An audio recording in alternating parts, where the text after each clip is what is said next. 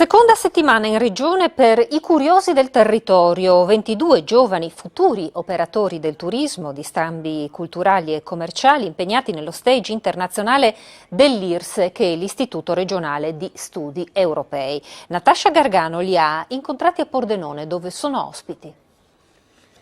Ho 28 anni, sono di Baku, Azerbaijan, mi sono laureato in ingegneria energetica all'Accademia Statale del Petrolio dell'Azerbaijan. Io ho studiato le lingue sono la mia passione. Io sono geografa, ho studiato geografia fisica e umana e pure la letteratura, germanistica interculturale. Faccio l'insegnante e l'interprete di italiano. Eccoli alcuni dei 22 curiosi del territorio in stage nella nostra regione, questa mattina impegnati nelle lezioni di lingua a casa Zanussi. Oltre a Pordenone, dove sono ospiti, hanno già visitato Trieste e poi Aquileia, Palmanova, Spilimbergo e le Dolomiti friulane, ricchezze del territorio che hanno potuto vedere con i loro occhi e poi raccontare sui social. Per me è stato molto interessante il hackathon, il forum FVG a Trieste. Questo stage è veramente un'unica opportunità di vivere un'esperienza insieme con le altre ragazze di diversi paesi e poi condividere questa esperienza nel nostro paese. Fare cultura europea ma anche promozione turistica tra gli obiettivi del progetto, cui la Regione partecipa con un contributo ad hoc di 15.000 euro.